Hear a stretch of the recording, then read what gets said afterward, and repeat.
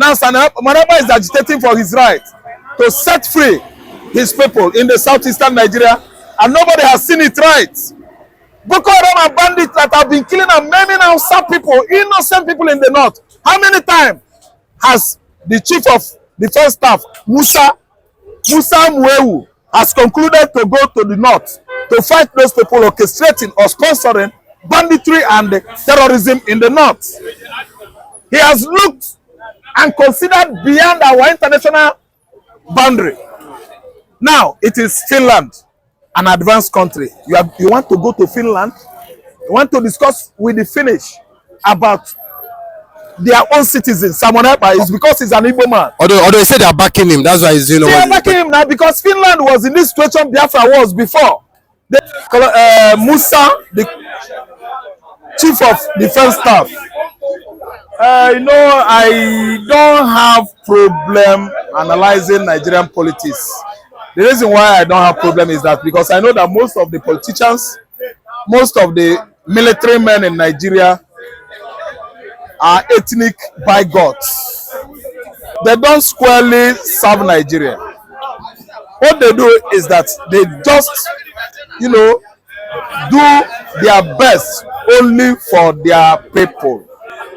Only for the particular extraction where they come from is where they are bending all their political activities, all their political benefits, all the profiteering government business.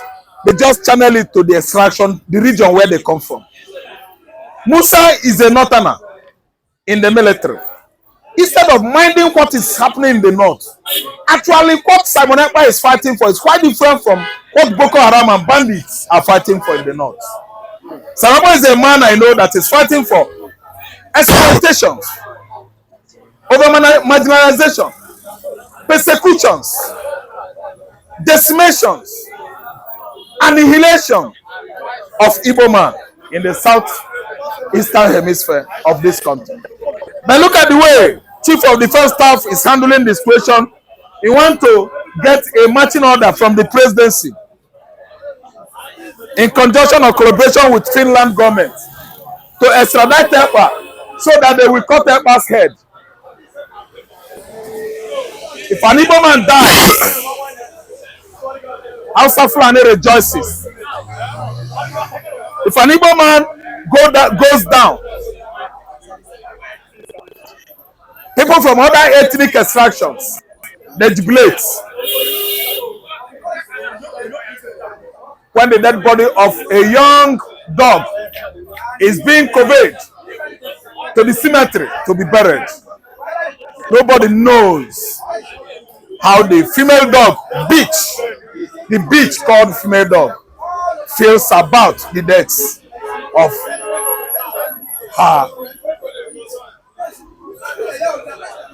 her child.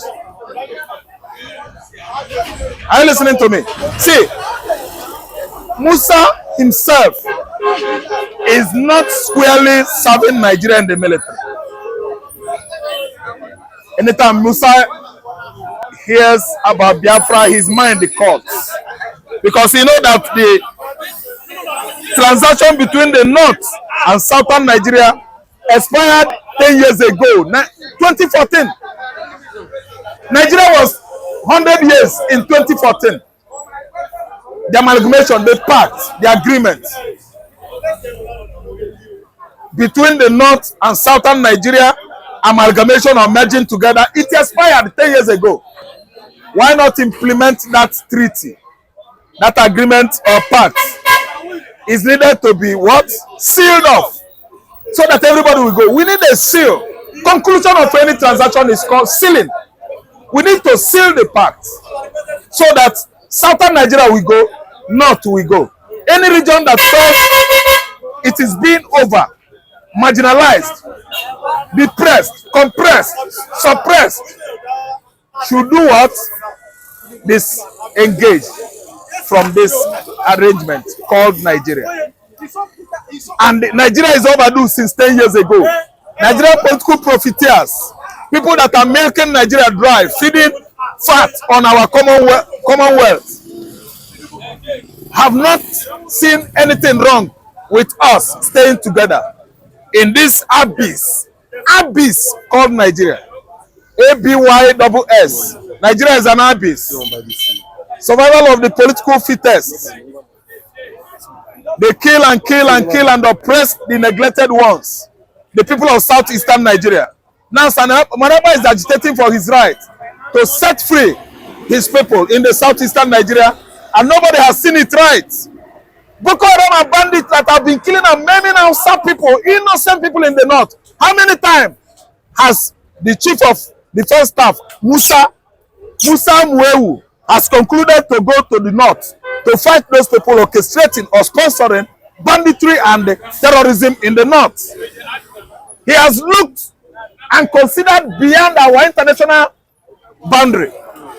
Now it is Finland, an advanced country. You want to go to Finland?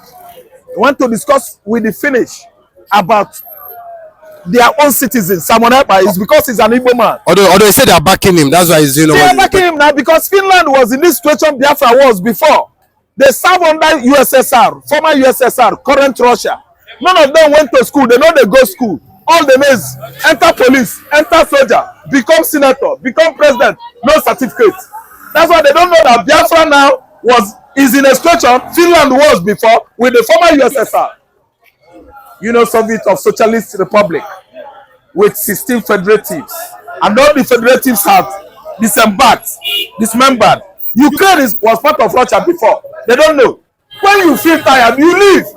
Igbo man is tired of Babu, enmity, hostilities of their Fulani counterparts, people that migrated from Senegambia in 18th centuries and sit down on Nigeria. They sat on Nigeria, they keep on oppressing and suppressing everybody in this part of the world. And nobody is seeing or saying anything about it because all their benefits, what they are doing in Nigeria is political transaction, not democracy. Chief of defense staff, he wants to kill everybody in Igbo land. Come, go to Igbo land, kill. Samaraba is there. He's waxing strong. Oga, Samaraba went to Finland based on scholarship. Did you pass primary 6? What is your certificate? I mean, you are GCE. This is a man that went there on scholarship. Because of what? Sportive feat, achievement. He did well on the field events, maybe high jump or football or sprinting. But Samaraba is not a blockhead. And when he went there, he became one of their military men again. They enlisted him into their military. And he did well. Are you not a military man? Go there now. This one is not aftermath of what happened at the palace of Nnamdi Kanu in Abia State.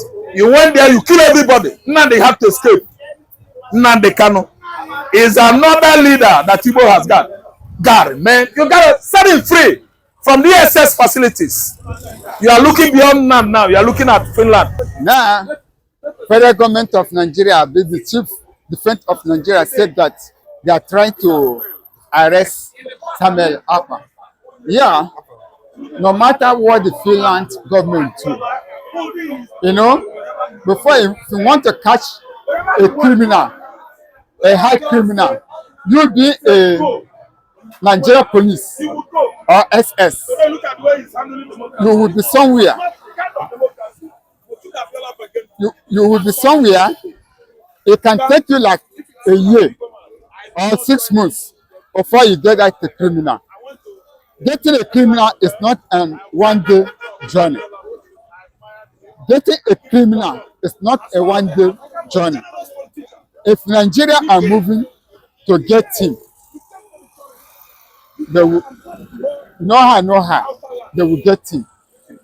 And for the plan they have laid down, that young man is looking where Nigeria military will come over here, but you don't know the way they will grab him.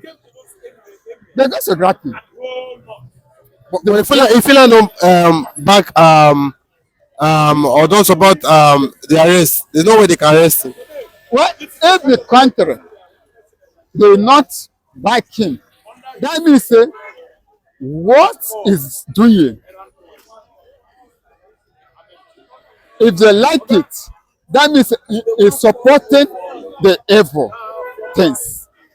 If the government of Finland supporting an evil, Finland will still fall into problem. Because when Nnamdi Kanu was saying all these things that he's saying in Britain, do you know that he's disturbing Britain before they work against him? Tell me what time will reach where the Finland government will work against him. You will not know. And let me just tell you, from now to ending of this year, if you don't take time, they will drag him come to Nigeria.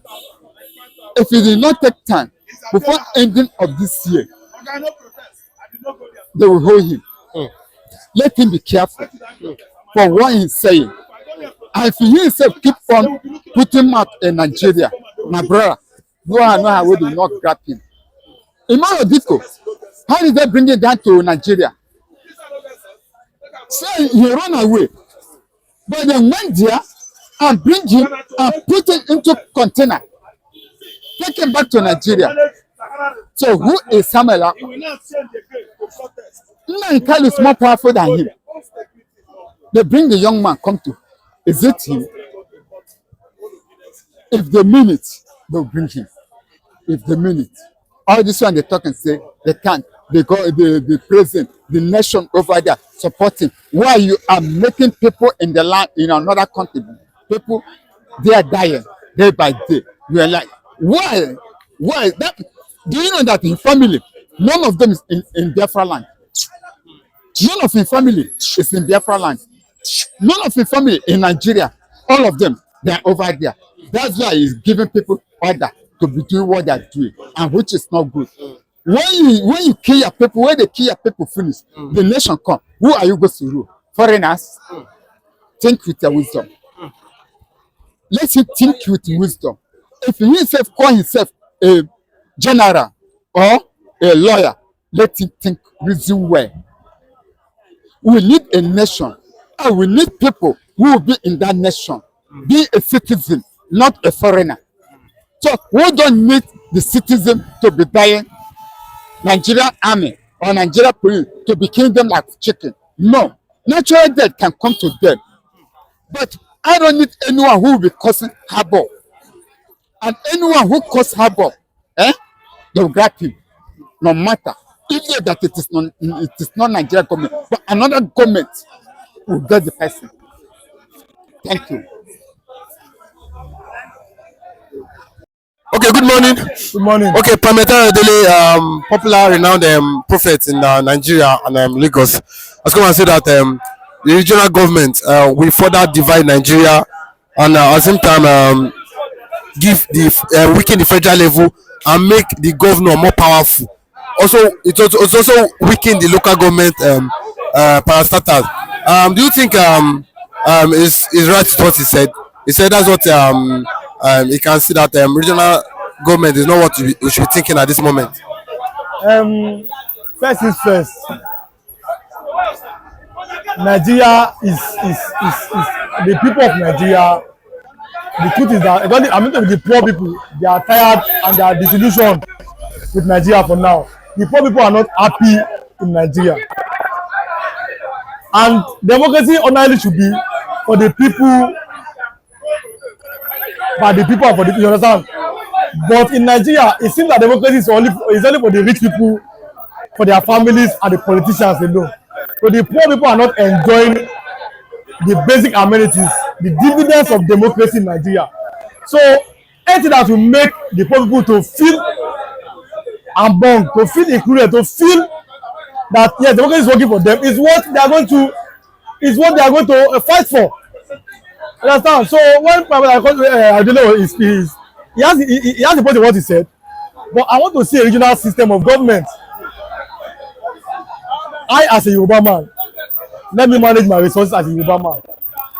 Let the Igbo man, let him manage his resources as an Igbo man. Let Hausa man, let him manage his resources as an Hausa man.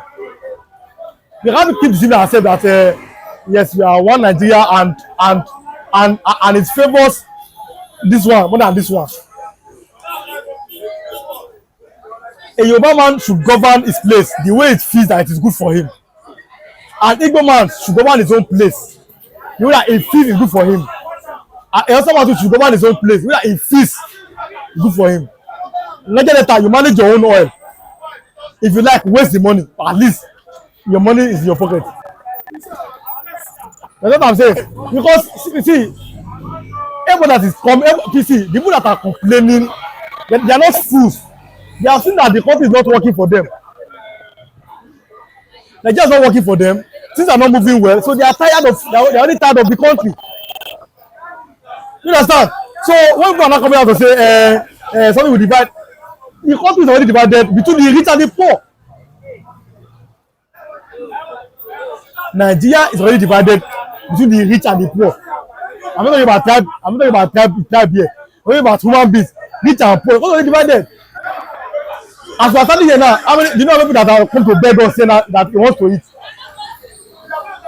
Whereas another person has over like 10 million naira being put somewhere. Whereas somebody has not eaten since morning.